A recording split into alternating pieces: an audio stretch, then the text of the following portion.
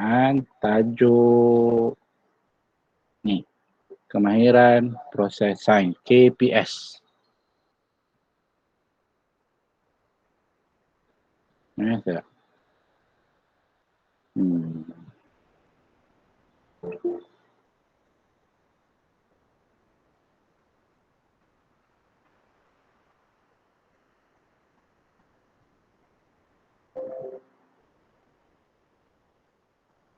Okey, ada gangguan masalah teknikal sikit tadi. Sorry. Okay, hari ni kita belajar tentang KPS. Apa dia KPS? Siapa boleh bagi tahu cikgu? Apa K, apa P, apa S? Tekan butang mute tu boleh jawab, tak apa. Bising pun tak apa. Lepas tu tekan balik butang mute tu. Kemahiran proses sains. Bagus. Kemahiran proses sains. Bagus. Kemahiran ni kamu kena ada. Kemahiran proses sains. Apa dia tu? Nak proses apa? Proses data-data, maklumat-maklumat yang ada di dalam aktiviti atau eksperimen sains. Tu. Macam mana kamu nak proses? Dia bagi satu data maklumat, bagi jadual ke, bagi gambar ke, bagi graf ke, carta palang. Macam mana kamu nak proses supaya kamu faham apa benda tu? Itu masuk kemahiran proses sains. Nak proses maklumat supaya kamu faham. Jadi kemahiran yang pertama, kamu perlu tahu ialah kemahiran mengenal pasti pemboleh ubah. Ni biasa dah ni, dengar ni. Mengenal pasti pemboleh ubah, PM, PB ni manipulasikan bergerak balas. Tapi murid-murid masihlah tak faham-faham. Tak apa. Biasalah, daripada tak tahu, kena belajarlah bersungguh-sungguh supaya tahu. Tapi sebelum tu, cikgu nak pesan setiap kali kita belajar sesi online ni, kamu perlu sediakan buku tulis. Kamu perlu sediakan buku tulis. Apa yang cikgu suruh tulis, kamu tulislah. Jadi yang ni kena tulis. Ada buku tulis tak? Dah beli buku tulis kat kedai buku ke? Dah kan? Dah. Yang bagus. Yang dah tu boleh guna buku nota sains yang panjang tu. Guna yang tu. Guna buku nota sains yang panjang tu. Tulis lagi ni hari Selasa 26 Januari 2021. Tajuk dia Kemahiran Proses Sains, KPS.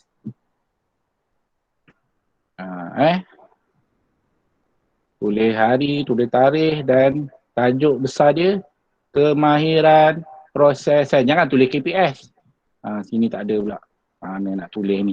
Sekejap Kemahiran. Mana cikgu nak tulis ni. Okey.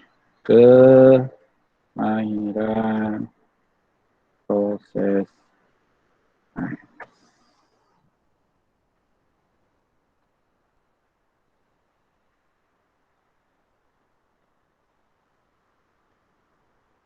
Besarkan sikit bagi yang tak nampak tu. Besar ni. Nampak? Tu ni tajuk dia. Kemahiran proses sains. Ni tajuk dia. Tulis pada tajuk dia. Kemudian yang pertama, kamu tulislah tajuk yang pertama, pemboleh ubah.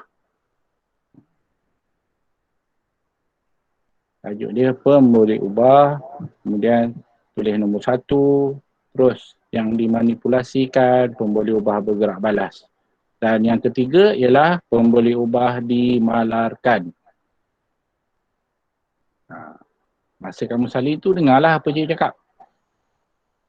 Tulis yang ni dulu. Salin yang ni dulu. Kamu salin yang ni dulu. Kemudian apa pemboleh ubah dimanipulasikan ni? Pemboleh ubah dimanipulasikan atau cikgu biasa sebut dalam singkat dia PM. PM. Maksud dia pemboleh ubah dimanipulasikan. Dan pemboleh ubah yang kedua yang kamu perlu tahu ialah pemboleh ubah bergerak balas. Singkatan dia ialah PB. Singkatan dia ialah PB. Jadi kalau cikgu sebut PM, fahamlah pun boleh ubah dimanipulasikan. Kalau cikgu sebut PB, fahamlah itu ialah pun boleh ubah bergerak balas. Dan yang ketiga, pun boleh ubah dimalarkan. Ini senang je. Ini tapi ini pun kena faham juga ni. Jadi sebenarnya tu cikgu nak terangkan lah. Apakah pun boleh ubah dimanipulasikan? Apakah pun boleh ubah bergerak balas? Macam mana nak tahu tu? Okey, senang nak faham. Pun boleh ubah dimanipulasikan ni ialah benda atau perkara yang berbeza atau berubah. Kamu yang buat dan aktiviti tu. Dan pun boleh ubah bergerak balas ni pula ialah perkara yang kamu perhatikan, yang kamu ukur, yang kamu perhatikan, hasil penyiasatan. Tak apa, nanti kamu tak faham lagi kan? Nanti cikgu terangkan lagi.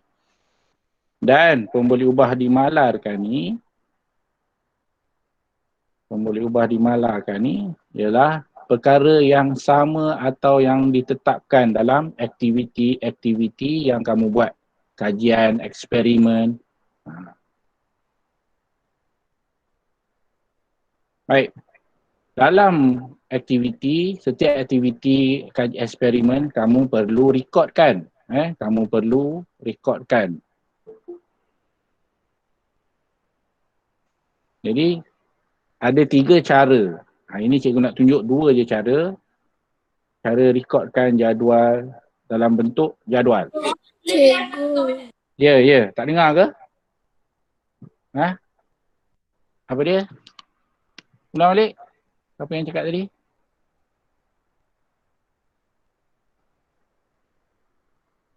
Senyap balik lah. Apa dia? Tak faham? Tak faham cikgu nak ulang. Dengar je dulu. Tak faham boleh tanya. Tak apa. Tekan butang mute tu cikgu tak marah. Tekan butang boleh tanya. Cikgu tak faham tu ulang balik. Tak apa cikgu ulang balik. Tekan je butang tu. Itu tekan balik.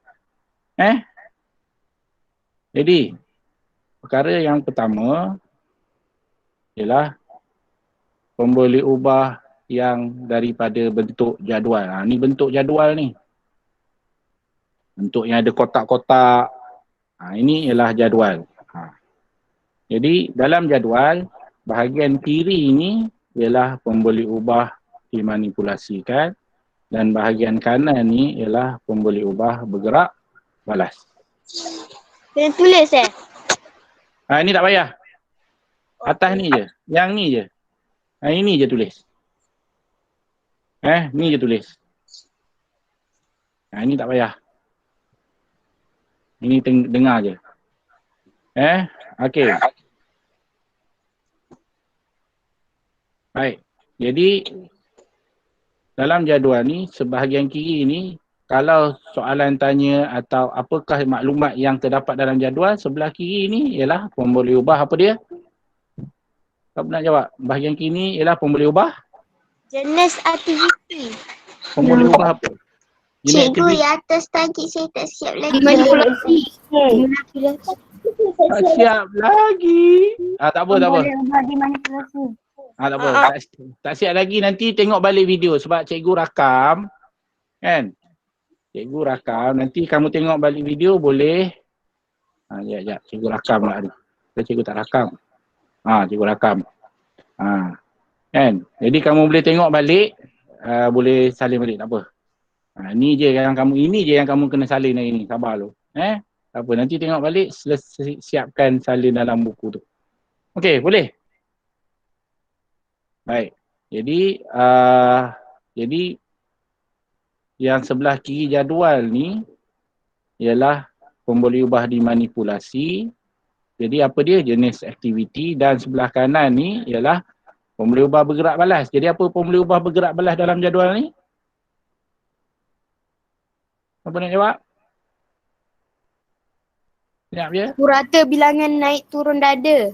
Bagus. Purata bilangan naik turun dada. Ada jawapan depan mata tu. Senang je. Kan? Okey, bagus. Ingat, kalau jadual, sebelah kiri jadual PM, sebelah kiri jadual ni PM, sebelah kanan jadual ni ialah PB. Ingat tu. Dan ini pula cikgu nak tunjuk bentuk carta palang atau bentuk graf. Tadi jadual kiri PM, kanan PB. Tapi dalam bentuk carta palang, bahagian bawah ni ialah PM. Pelajar malas, suka tidur je, baring je. Kan? Baring je. Ni ialah PM, pemboleh ubah dimanipulasi bahagian bawah. Dan PB, pemboleh ubah bergerak balas. Nak ingat dia macam mana? PB ni pelajar bagus. Berdiri buat kerja je. Kan? Duduk pun boleh buat kerja juga, tapi anggap macam tu lah. Berdiri, pelajar bagus, dia berdiri. Pelajar malas, dia tidur je. PM yang bawah, PB yang atas. Faham? Faham. Bagus. Jadi apakah pemboleh ubah dimanipulasi dalam jadual ni? Dalam graf ni? Apakah pemboleh ubah dimanipulasi dalam graf ni? Apa nak jawab? Inilah pemboleh ubah dimanipulasi. Tahun. Apa pemboleh ubah bergerak balas? Bilangan perokok. Sama macam tadi, macam jadual tadi. Apakah pemboleh ubah manipulasi? Jenis aktiviti. Apakah pemboleh ubah bergerak balas? Purata, bilangan, naik, turun, dada. Kan? Setakat ni boleh faham tak? Ada Boleh. nak tanya? Ada nak tanya ke? Faham. Faham. Sebab selepas ni cikgu nak masuk bahagian seterusnya. Selepas ni cikgu nak masuk bahagian seterusnya. Tadi, yang pertama tadi, mengenal pasti pemboleh ubah, 3 pemboleh ubah dimanipulasikan, pemboleh ubah bergerak balas dan pemboleh ubah dimalakkan. Baik, yang nombor 2. Tulis nombor 2 pula. Tulis nombor 2. Ni. Nombor 3 ni tukar nombor 2. Nombor 3 ni tukar nombor 2, tajuk dia tujuan. Salin ni. Tujuan sesuatu eksperimen atau penyiasatan ditulis menggunakan, ni kena ingat ni, penting ni. Kena ingat ni. Untuk menyiasat hubungan di antara PM dengan PB. Ni penting. Formula. Skema. Kata kunci. Kata kunci ni tujuan. Cara nak jawab tujuan, nak buat ayat tujuan. Kalau kita buat aktiviti, apa tujuan buat benda ni? Ni cara jawab dia. Untuk menyiasat hubungan di antara PM dengan PB. PM dengan PB ni apa dia pula? Yang tadi tu, yang dalam jadual ada, yang dalam carta palang ada, masukkan je. Lepas ni kita buat sedikit latihan. Boleh dah? Sikit je. Cepat sikit. Dah, siap. Okey. Jadi, contoh. PM dia kehadiran air. PB dia keadaan ikat. Ni bukan ikat ni. Ikan ni. Tak payah, ni tak payah salin. Contoh ni tak payah salin. Yang ni je. Sampai sini je. Sampai yang ni je. Sampai untuk menyiasat hubungan di antara PM dengan PB. Untuk menyiasat hubungan di antara PM dengan PB. Apa dia? Ada nak tanya? Ada nak tanya? Okey, baik. Jadi cikgu nak test. Nak test. Okey, jadi sekarang ni. PM jenis aktiviti, purata bilangan naik turun dada, pemboleh ubah bergerak balas, PB. Jadi cikgu nak panggil siapa ni? Malik bin Yasir. Ada? Malik bin Yasir. Tak ada. Malik bin Yasir tak ada. Cikgu. Ada. Okey. Malik bin Yasir. Baik, jadi apakah tujuan penyiasatan dalam jadual tu? Cuba jawab. Jawab. Malik. Untuk boleh ke? Siapa nak tolong Malik? Ya. Okey, jawab. Untuk menyiasat hubungan antara PM dan PB. Apalah PM dengan PB? Apa PM dalam jadual tu? Jenis aktiviti dengan bilangan naik turun dada. purata bilangan naik turun dada. Ulang balik. Apa tujuan tu? Tujuan antara Untuk salin tak tadi? Untuk menyiasat hubungan jenis aktiviti dan purata. Untuk menyiasat hubungan di antara Jenis aktiviti dan purata bilangan naik turun dada. Untuk menyiasat hubungan di antara jenis aktiviti. Cikgu maaf, saya baru masuk kelas. Tak apa. Bagus. Baru masuk. Janji masuk. Kalau yang terlepas ni, cikgu dah rakam. Kamu tengok balik rakaman tu. Lepas tu nanti cikgu ada bagi soalan dan kamu jawab lah. Lepas ni cikgu akan naikkan soalan. Semangat kau kat luar tak panas ke?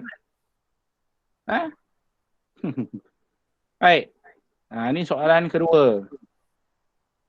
Apakah tujuan? PM dia bilangan mangga, PB dia jisim buah mangga. Apa tujuan? Siapa nak jawab? Ni tadi tu. Ada salingan tadi kan? Ni untuk menyiasat hubungan di antara PM dengan PB. Jadi untuk ni apa tujuan? Ni PM. Siapa nak jawab? Boleh je jawab terus. Buka mic tu, tekan mic tu, jawab. Tekan balik. Apa tadi tu? Putri. Putri ke?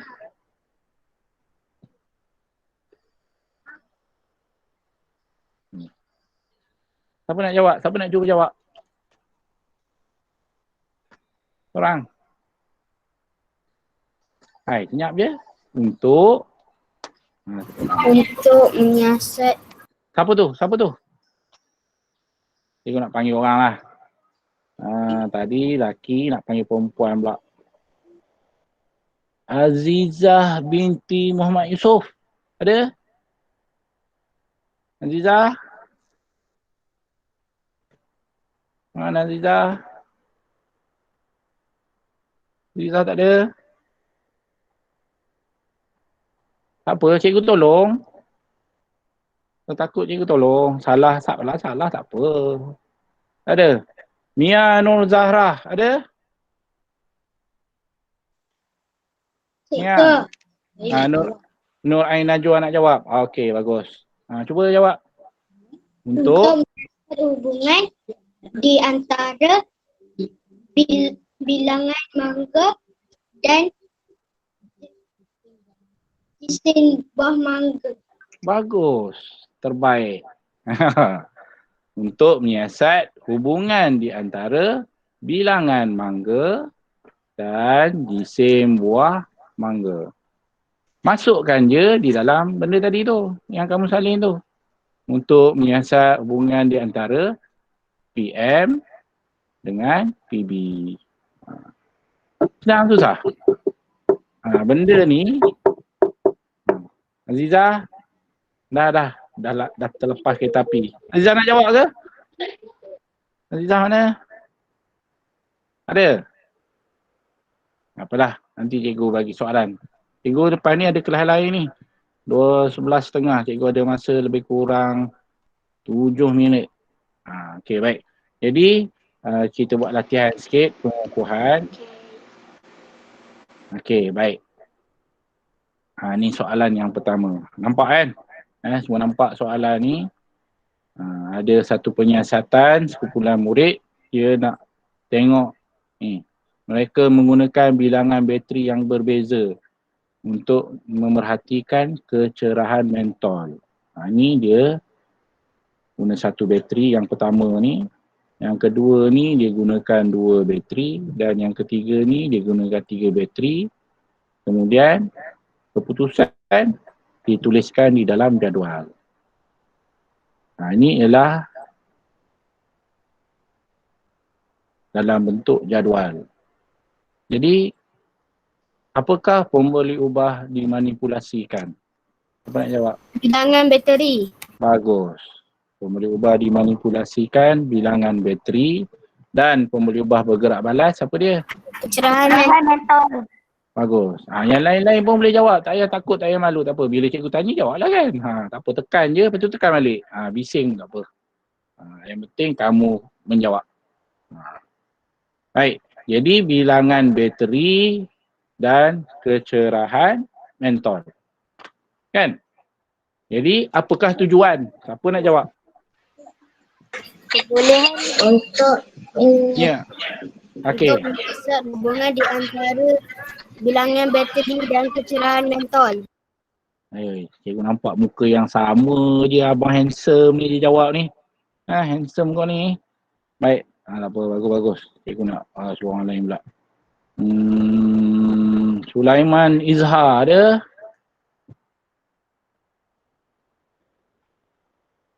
Sulaiman. saya. Sulaiman, okey. Oh, handsome budak ni.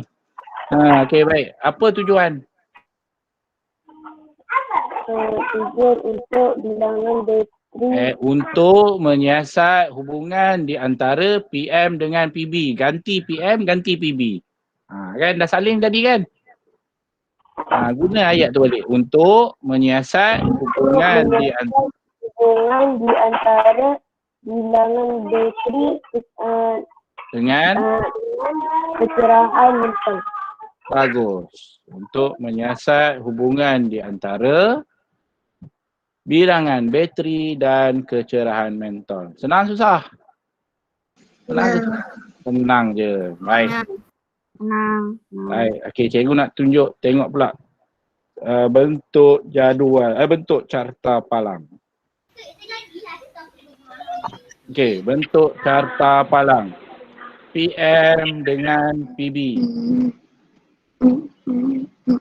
Seorang peladang telah meletakkan 2 ekor buruh hantu di ladang kelapa sawitnya.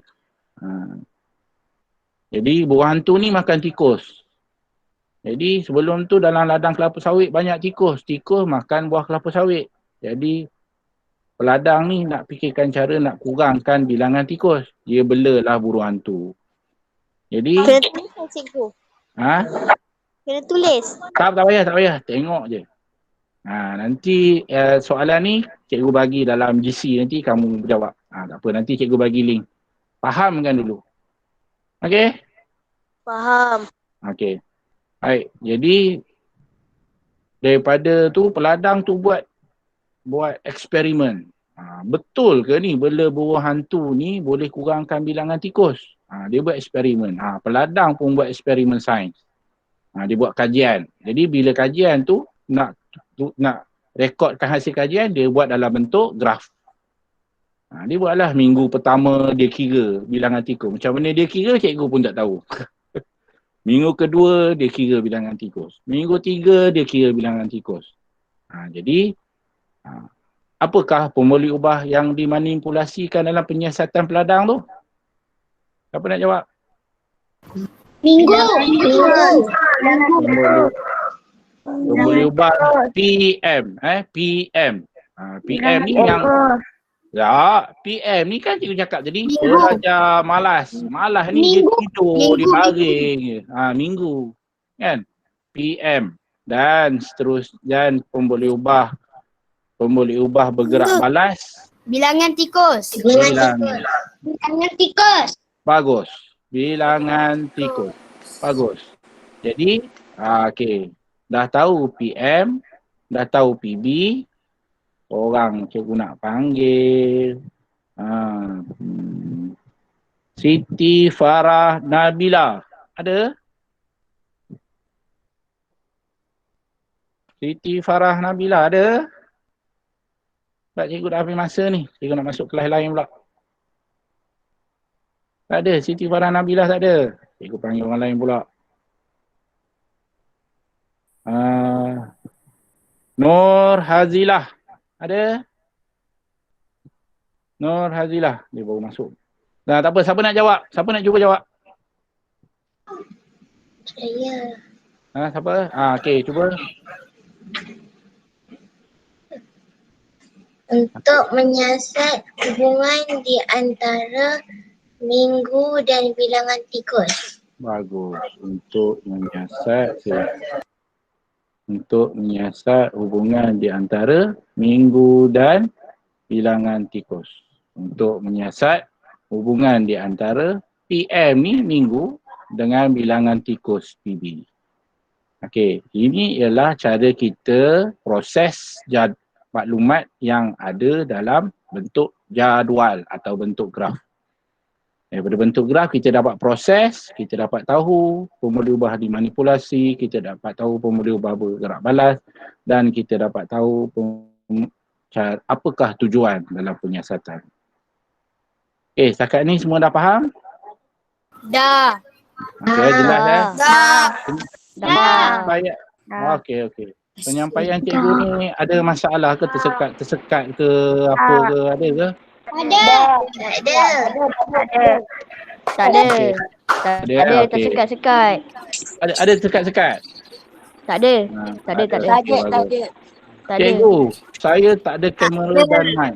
Oh, tak ada kamera dan mic. Handsome, cikgu handsome ke? Okey, tak apa. Jadi lepas ni cikgu dekat dalam grup kelas tu cikgu akan bagi link kehadiran.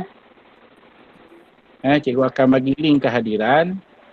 Jadi untuk link kehadiran tu nanti kamu isi dan kamu hantarlah balik dalam grup tu. Cikgu tak sempat nak buat borang tu. Kamu isi je balik link kehadiran tu. Yang kedua, minggu depan kita nak mula gunakan buku aktiviti dan buku tulis. Dan yang terakhirnya tolonglah lepas ni ikut masuk masuk kelas mengikut masa yang ditetapkan. Tak apa pakai tuala tu. Okey, itu saja. Cikgu ada kelas lain pula lepas ni. Sekian dahulu. Terima kasih. Assalamualaikum warahmatullahi wabarakatuh. Malik, jangan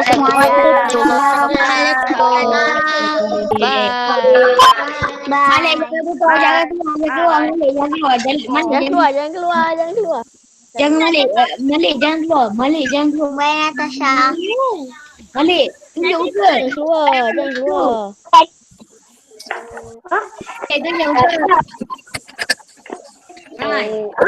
Malik. Buka mic. Buka mic Malik. Kenapa?